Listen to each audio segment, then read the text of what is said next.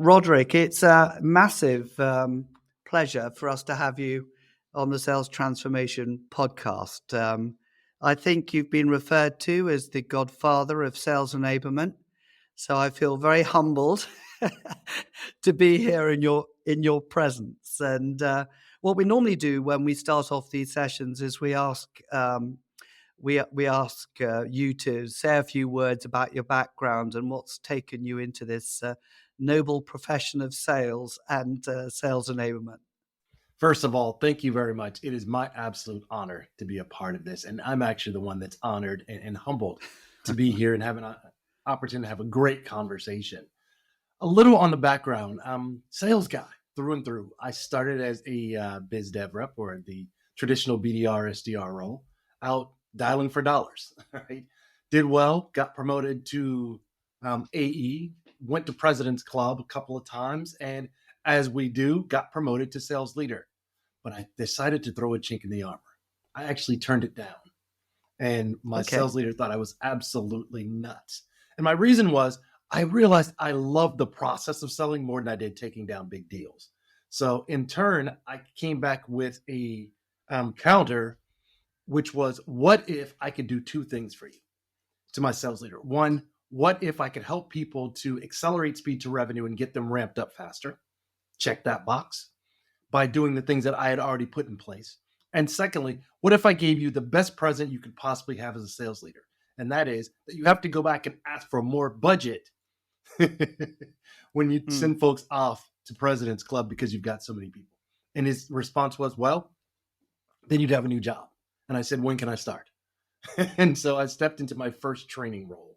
And from there, absolutely loved it. Started to figure out some things that made a little sense and were scalable, repeatable, and applied to not only BDRs, but sales folks and solution consultants and, back end of client services and CSM. From there, I have been blessed to be in some incredible companies along the way: Siebel Systems, NetApp, PayPal, Oracle, Salesforce, Marketo, etc. And then I got to a point where I was having a conversation and it went very, very familiar with a lot of sales leaders. The problem we have is we don't do discovery and qualification well. My sales leader's response was, throw training at it. Now, we're discounting too much because we can't handle objections. Throw training at it. We've got a bunch of sales managers rather than sales leaders that aren't truly coaches. Guess what his answer was? Throw training at it. My response, somewhat flippant, I'll be honest, Phil. My response to him was, you train animals, you enable people. We need to do a lot more than just simply training people. We've got to get them prepared. We've got to get them practicing. We've got to make sure they slip and they fall here in-house before we send them out to the real world. Then we have to constantly sharpen the sword with both leaders, net new, as well as legacy leaders, and for our legacy sellers as well. And fast forward, got to a point to where decided, you know what? I think I've done everything that I can. And I started to feel like I was an ivory tower as an enablement leader. Went out and started my own consulting a few years back and have had the opportunity to really help some incredible companies, from the smallest to some of the largest companies. And so here I sit before you. Well, that's great. It's a great story, and you've already sort of triggered quite a number of questions. I would very much like to come back to the kind of development you have personally received on this journey in some of those early days and what your perceptions were of their efficacy, of their efficiency, perhaps.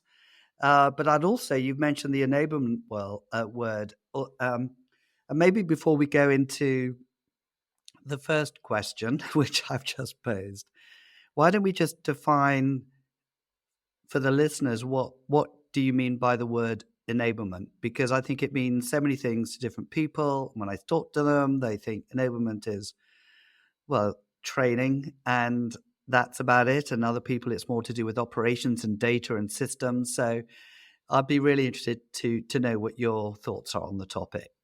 Sure. First of all, great question and a great place to start. Let's level set. When I, years back, created this category that we now call sales enablement, it has shifted so much since then. No, at first I was thinking it was more about breaking the complexity of sales into practical ideas that are scalable, repeatable, excuse me, that ultimately accelerated speed to revenue, increased seller productivity, and then created a connection between the front and the back of the house of customers for life. Since then, and why I wrote the book is it shifts. And I start the book this way. If you ask 10 people what enablement is, you'll get 12 answers. And I don't think that that's necessarily a good or a bad thing. It's a good thing because the definition of enablement will depend upon where your company is in the maturation of the cycle and growth. Because I think that enablement is more of a marathon versus a sprint, which is as I look at training. Now, what is enablement? I think it's a waterfall. If you look kind of left to right, it starts with being a part of talent acquisition and the assessment process. Yes, enablement should be a part of your interview process. Next is all about onboarding, and that needs to be role specific because, as we know, talking to a BDR, an AE, a sales leader, as well as back end CSM, or even your technical folks, your solution consultants or your sales engineers, it's a different conversation. But it should be a collaborative and infused conversation so that they're speaking the same language. The next piece is business acumen. And what I mean by that is constantly sharpening that sword as your competitive landscape changes, as mergers and acquisitions happen, as you release new products. Each of those times, you need to not only enable and also train, because I think training is a part of it. You need to enable your people at different stages. You've got to go wide with some, and inch deep in others. You've got to go deep and wide with other roles, right? The next piece is leadership, coaching, and reinforcement. And this is the piece that gets left out because we're so focused on the sellers, we don't really put a lot of emphasis on the coaches, i.e. the leaders. And I didn't say managers, truly building more leaders. And that means two pieces. One, from a net new person, because what do? You're a rock star seller. Instantly, we're going to, as I said in my story back in the day, you get promoted to sales leader, but you've never run a meeting. You've never been responsible for anything but your own patch and your own responsibilities. You've never had to hire or fire. Let's make sure that there's a place in your company so that there is a migration from being a seller into a leader. And then for your legacy sellers, as we know, especially with things like AI and all of the macroeconomics that are going on today, the world is changing faster than ever before. So it's critical that we're constantly sharpening that sword for our legacy leaders as well. The next is measurement. And I don't mean smiley sheets and butts in seats. No one cares how many people you've trained or enabled or that it's a 4.8 out of 5. That and $7 will get you a latte. This has to go back to revenue impacting and influencing metrics that will move the needle for the company and for sales. The final piece is around succession planning. And that is making sure, as I said earlier, of moving people, first identifying your top performers for the next level, and then helping them to move to that next level, whether it be sales leadership or in another place. What if they want to go into product marketing or engineering or into enablement? Make sure that that path has a dual prong to it so that it's going to meet the needs of the business, but also it's important that it meets the needs of the employee as well. So you've covered from talent acquisition right through to succession planning and many stages in between. So what I love about the way you kind of talk about the topic in your book is clearly you know the subject really well. You lived and breathed it. You're also a founding member, I think, of one of the very first sales enablement groups, if I'm not mistaken, worldwide in the USA. So I want people to know that, that you're right there, right at the very beginning. And I think the passion with which you talk about it comes through both in the book and also in this interview that we're having right now, Roderick. So what I'm interested to know a bit about, and I'd like to come back to the book in a minute, and maybe we can pick out one or two subjects from the book, is that no doubt, in your sales career, working for some of these amazing companies that you've done, you've been on the receiving end of sales enablement that works and maybe sales enablement that doesn't work, and that's helped shape your point of view on life. What for you have been some of the sort of biggest takeaways from that experience, both positive and negative?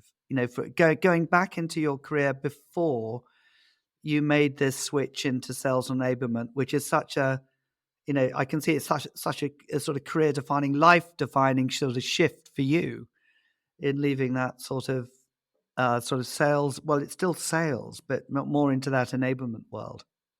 I first of all, I agree. It is still sales because what you're literally selling is the ongoing experience and that journey of helping the sellers. As part of enablement, it's critical that we're actually listening in on calls. We're still out in the field, if you will, because the more ivory towered we become, the less impactful and useful we are to sales folks, Mm-hmm. thus less impactful to our prospects and our customers.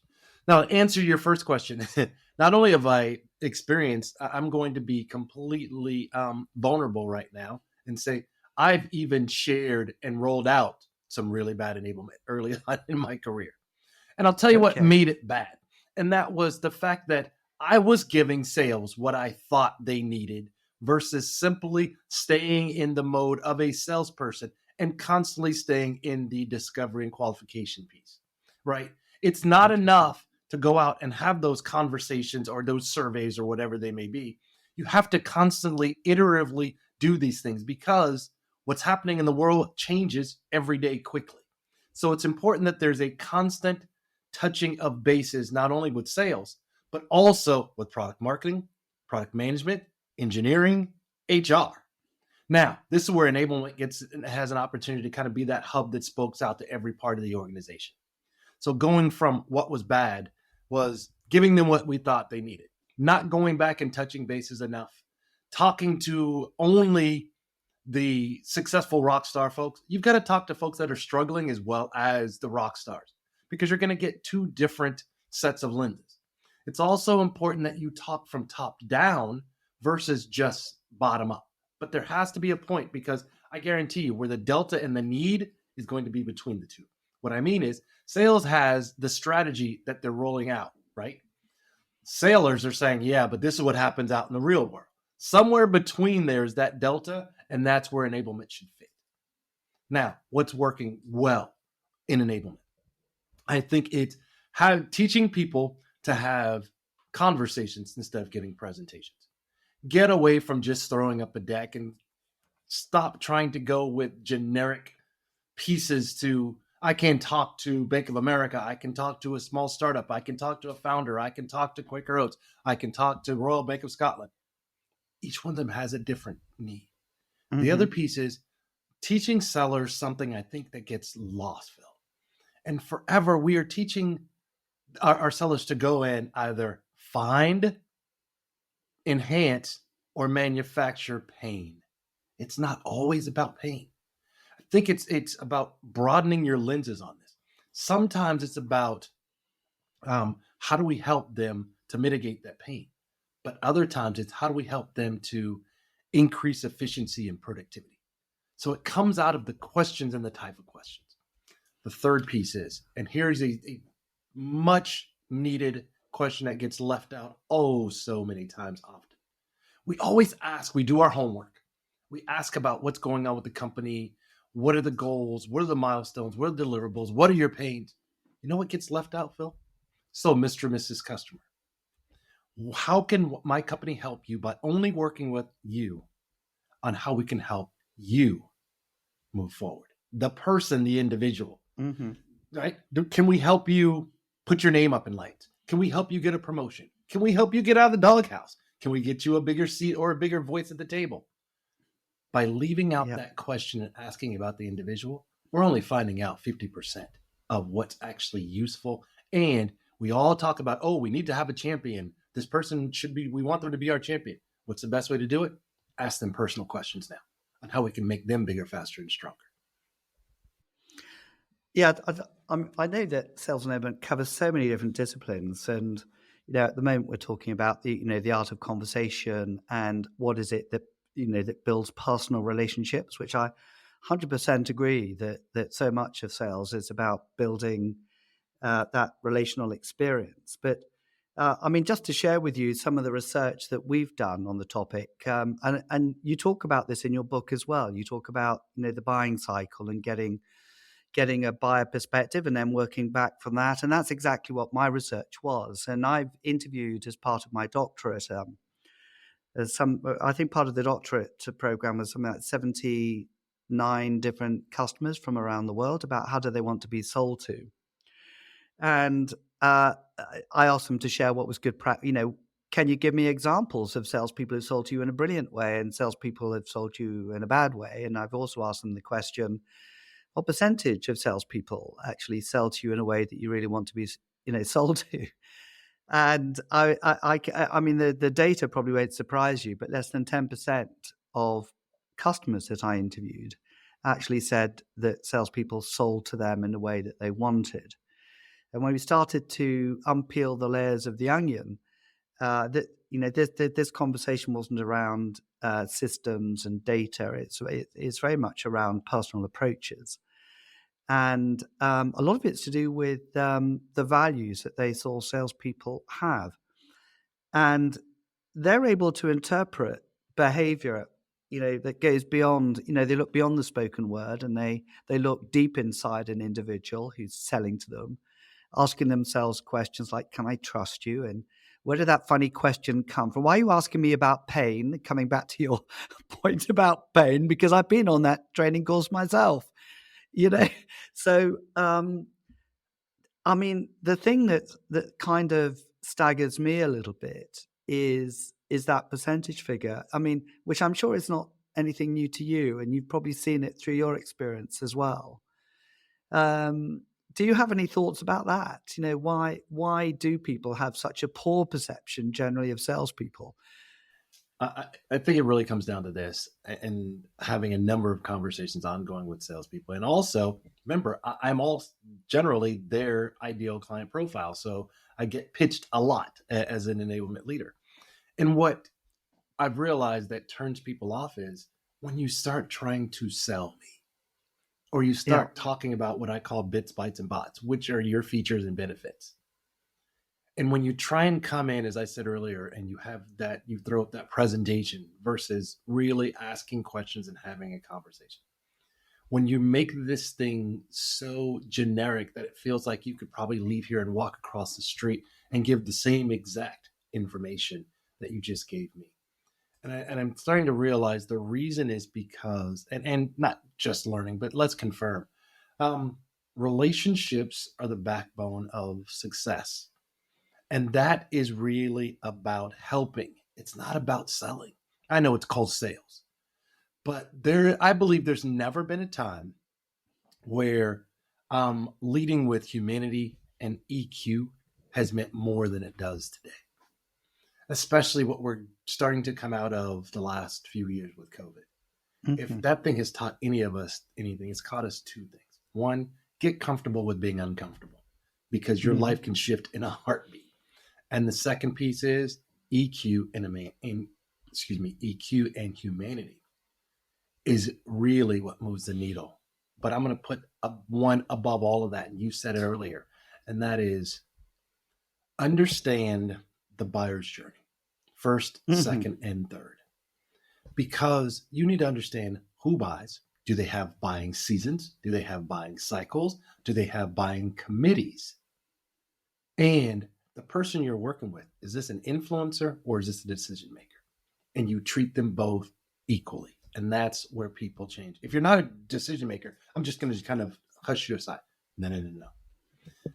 If I've learned anything from my travels internationally, and that is not always does the biggest voice and vote sit at the head of the table. Sometimes they sit. No, 100%. Agree. And I know you talk about, you talk about emotional intelligence in the book, in particular as it relates to management as well, and the role of the sales manager. And I'd like to come back to some questions about coaching, because you've got quite strong views on coaching as well. But yeah, I'm just interested in this concept of 3.0, because what you do in your book is you kind of chart the different stages of sales enablement over time. And you have 1.0, and then you have 2.0 and 3.0. Could you just explain to the listener, what do we mean by Sales Enablement 3.0, which Sure. is the title of Absolutely. your book? So, It is. And thank you for the opportunity to talk about what I call my baby. Right. your And, baby, yes. I know what it's like. I've got a 1.0. baby too. The only difference is mine actually lets me sleep through the night. So that's, Oh, well, at least okay. most of the time. So 1.0 was really about, let's go all the way back and then we'll come to today. 1.0 was the traveling salesman, right? Using minimal basic tools and tactics, right? Whether it was selling the old knives, selling the old encyclopedias, selling, vacuums, whatever it may have been. But they were really cordoned off on, first of all, geographics of how far they could move, and also opportunity to their audience. The next at 2.0 is what I look up as the big boom was, back in the early 2000s, where everything was about bigger, it was about faster, it was about efficiency, and it took off, right? Which has been wonderful. But at some point, maturation starts to slow down. And where I believe 3.0 is literally the next level, the future of sales. How are we now making things more efficient, more effective, faster, more personalized, and also scalable and repeatable by things like tools, and AI has completely changed the game. Even in the 2 years or year and a half ago, so when I wrote the book, you can't have a conversation these days without ChatGPT coming up, right? But what people don't realize is that's just one tool, right? And we've been using AI for a while, because anyone that's ever gone onto a website and a bot showed up and say, "Hey, can I help you with anything?" Little did we realize how this thing was going to go forward and the impact that it would have on our lives daily, as well as across the sales arena. Yeah, we've spoken a bit about people, and I'm sort of conscious of time, and I want to maybe move on to data at the moment, because I think the great thing about your book as well is the fact that you refer to some of the technologies, and you rightly say, of course, they've probably moved on so quickly, even since you've written the book. When you look at how technology can enable a sales force to kind of sell more effectively and so on, I think a lot of people think of systems around the word CRM, and they actually have a pretty poor opinion about CRM. I haven't heard any Salesforce said, I really love Salesforce. I can't wait to get onto Salesforce and fill out all those forms. But it's still the foundational of, for many companies, the source of data that they hold about pipeline and progression and so on. But I think what you do in your book is you kind of start to allude to the other sets of tools that now are available for selling organizations. What's your view about how this technology is changing and what the impact it's going to have for both the salesperson and the sales manager moving forward? As I've said earlier, there are good and bad in everything. Okay. The good is the fact that now we can scale our time, right? We can do things more efficiently. We can be much faster. We can get to the end goal of outbound messaging and positioning going out, right? On the enablement side, it used to take a day or so to pull together all of the data after a workshop. Now it can be done in a matter of minutes, if not hours. Right? So the efficiency piece is there. The difficult part is, and the downside that I'm starting to see, is that people are using this in place of EQ and IQ in some cases, and they're just putting it. Let me put the prompt in and see, spit out a outbound message for me. Let me put in a prompt and see if it can spit out what I should go and say. It goes back to what I was saying. We need to make sure that we are infusing these tools, and we're using the tools no different than if it were PowerPoint, it were Word, it were Excel. It is something that actually creates efficiency and productivity. If you're using these AI tools that way, fantastic. But remember, in every piece, you must infuse your personal stories, as well as your experience and your tenure. If you can find for the sellers that can figure out a way to do all their research and then pull it all together and spit that out, and now be able to go and have that conversation and make it feel personalized, those are the people that are not only going to be around, but are going to flourish and thrive moving forward. For those that are using this plethora of tools, it's going to be difficult. Let me talk to my enablement folks for just 1 second, if I may. The problem is we're getting more and more tools. That does not mean, let me say this again, that does not mean that you have to use every single tool. Let's not get enamored with the net new shiny balloon out there. Figure out the tool that works for where your company is in the maturation cycle and what the needs are that are being asked for by your sellers. That's where we become more effective and efficient as a partner with sales. Yeah. It's interesting. I mean, I've got a very high level kind of slightly optimistic view of tools as well, which is that for many years, tools have been a management centric device to try and, get the data and using, that data in forecast calls. And, I'm not sure that it's driven necessarily the right kind of behavior. And we all know what goes on, with sandbagging and all those other tricks of the trade, that it's like a giant game that gets played. But I do feel that some of the tools that are now emerging are more salesperson centric, enabling them to maybe get research data on their customers more effectively or help manage their time more effectively.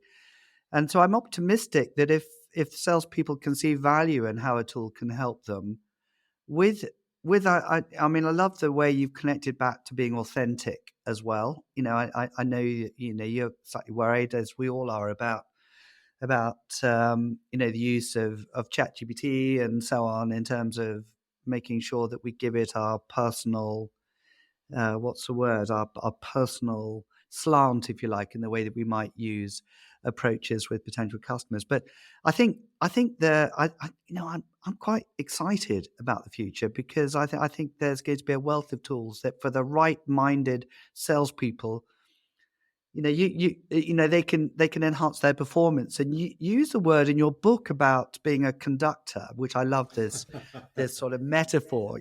A conductor and an ambassador, but salespeople can also become conductors. They can decide which bits of the symphony they want to bring in to play which type of music as well. So I'm quite excited about some of these tools as well for the salesperson.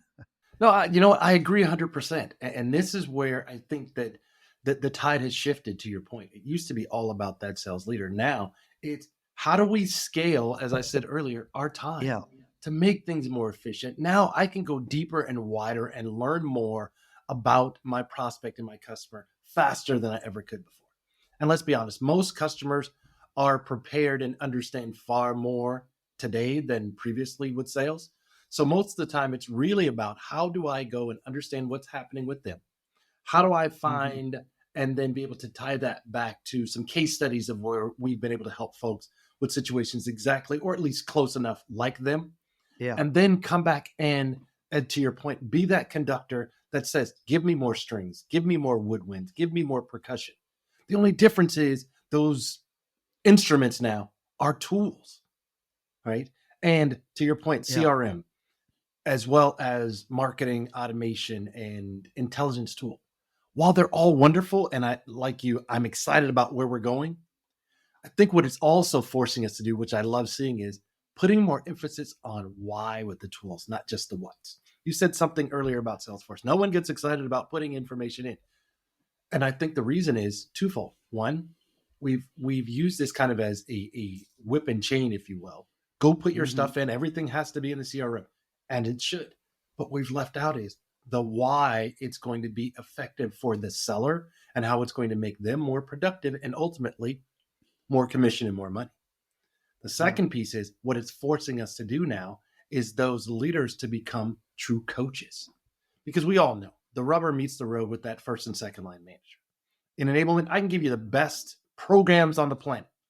If the first line manager does not own the adoption, the execution, and the positive modeling of how and why to use those tools, they die on the vine. So the more that we can work with that first line manager to coach their sellers, the more that the sellers are going to follow. Because what's the old adage, Phil? What's important to my manager is imperative to me. Mm. Yeah, I love the words you use here, Roderick. They're brilliant. We run these annual GST, we call it Global Sales Transformation events in London every year. They're quite prestigious. We had a managing director come and talk at one of these events, and he came into being an MD from being in sales and passionate about the role of sales.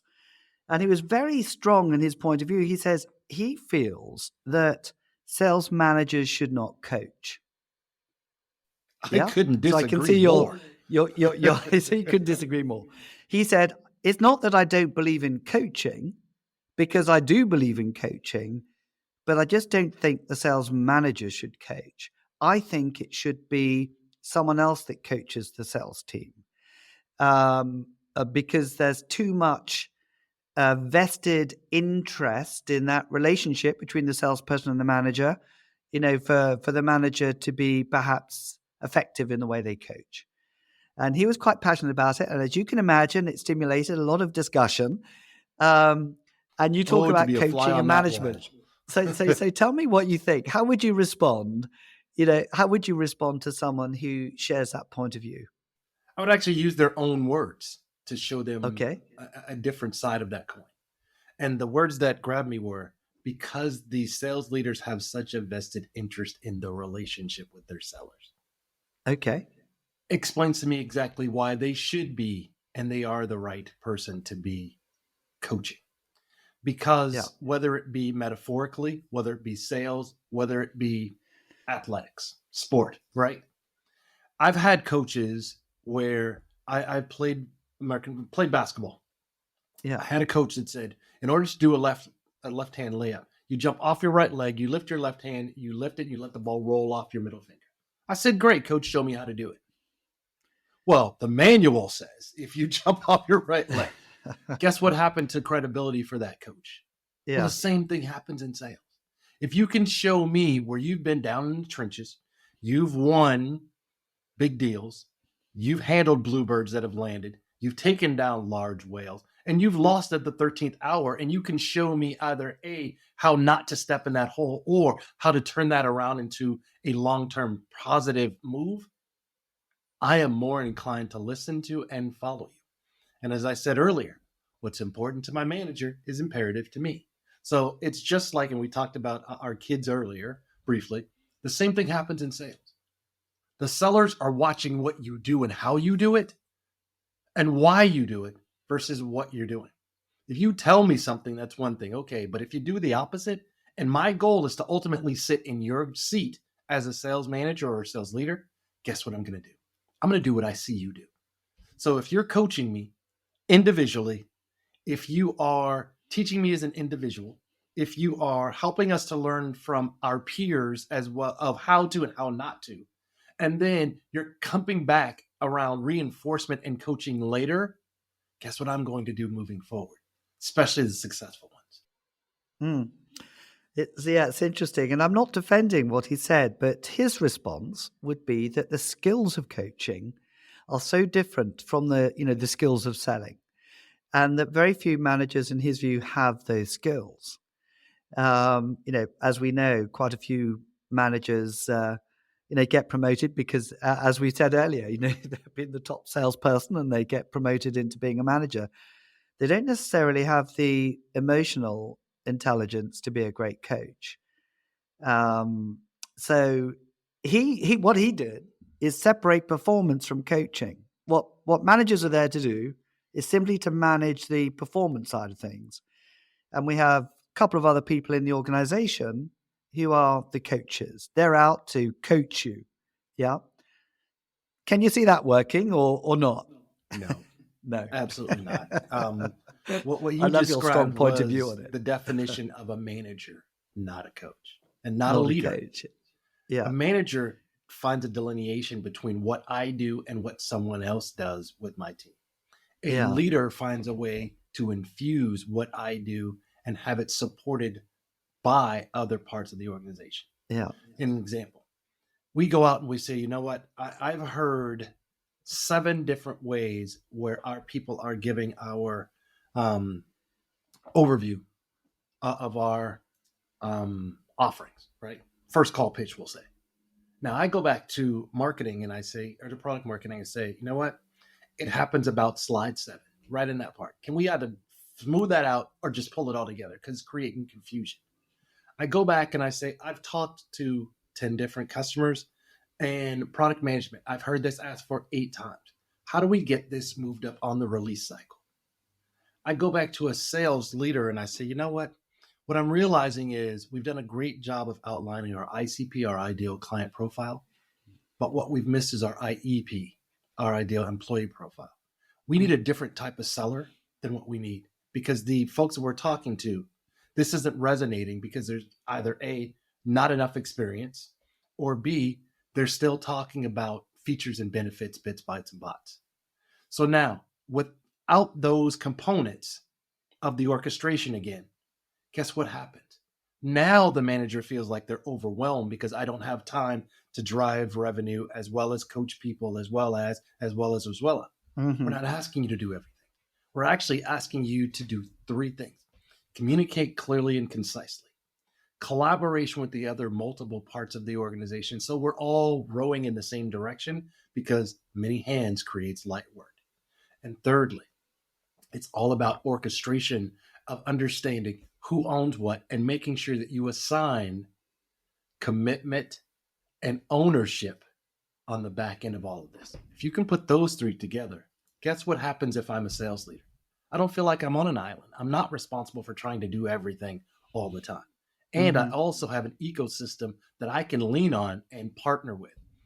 Let me say this. Sales enablement is not about being a sales scribe or sales support or sales doormat. We are a truly seasoned partner that can help you move from A to B, bigger, faster, stronger, more efficient, and tying back, impacting revenue focused metrics on what we do. That's brilliant. And I think what's interesting about your experience now is that you've left sort of corporate world and you're sort of working across so many different organizations is the fact that your experience now is multiplied by the different types of businesses you work with. If I were an organization that needed, I knew I had some problems in sales, and I listened to this podcast, and I thought, okay, Roderick, where would you start with my company? What would you do? I mean, let's say I called you. Let's say it's Consalia. Roderick, what would you do with Consalia? Well, first, it would start with an assessment. It starts with an assessment, right? To understand the infrastructure, understand who you're working with.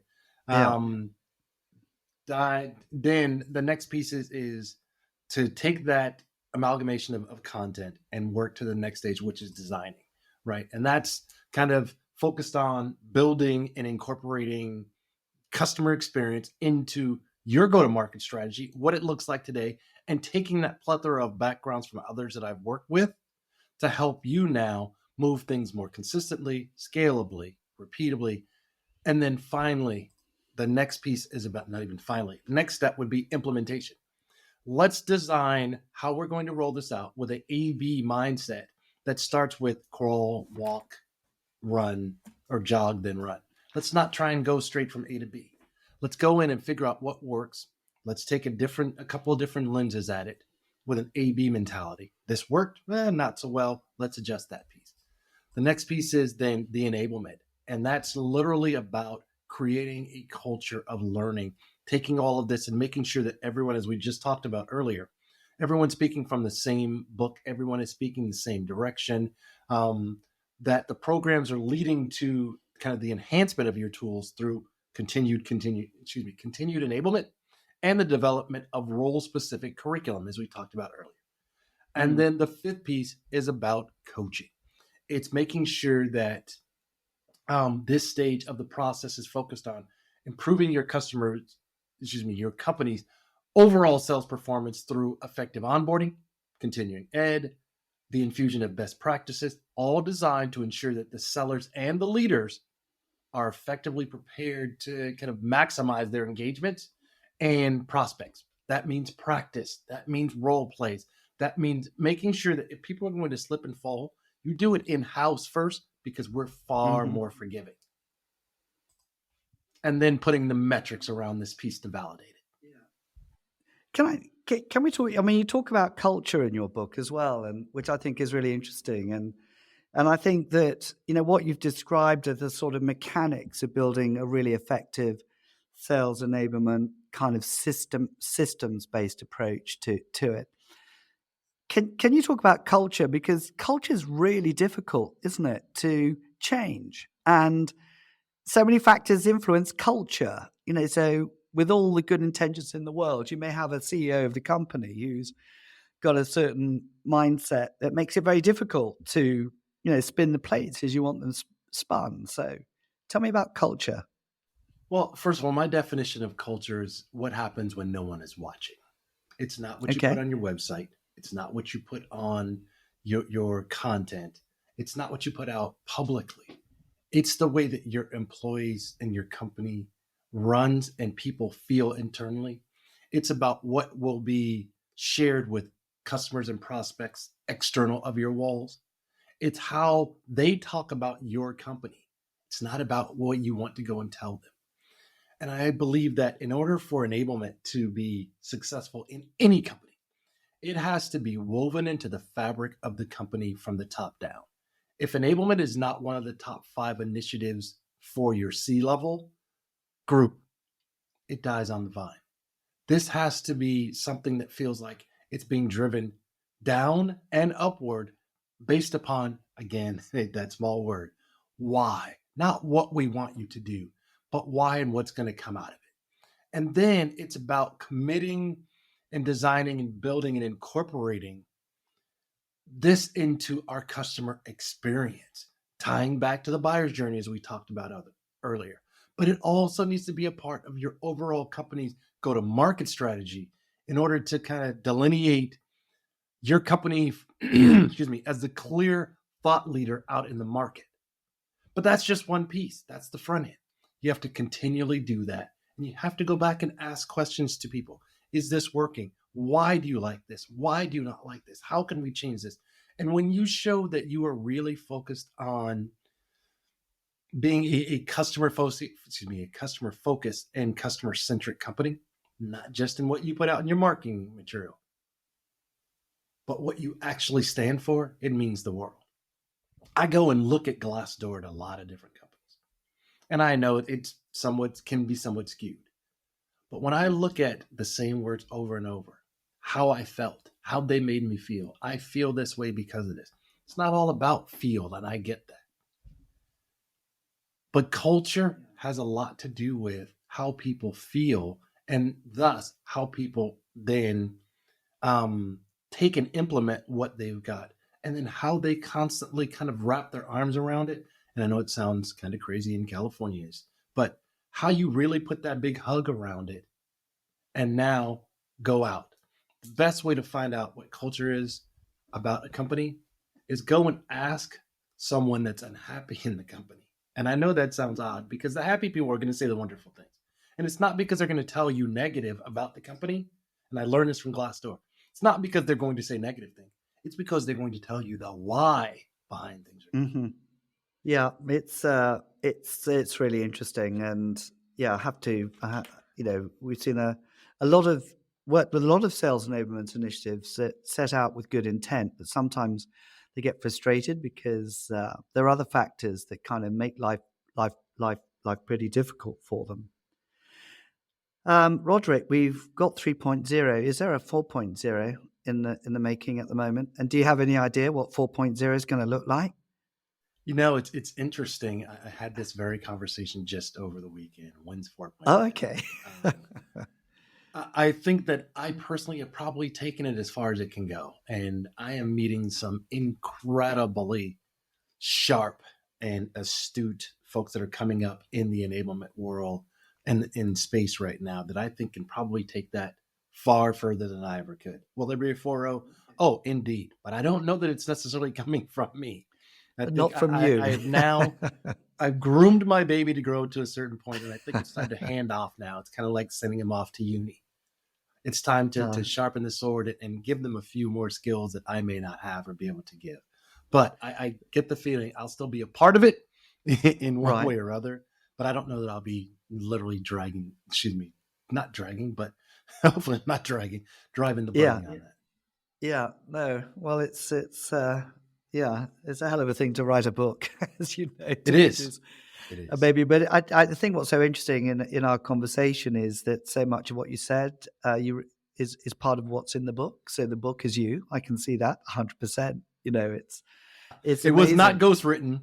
It was not ghostwritten. ChatGPT did not write my book. I'll put that out there right now. That's fantastic.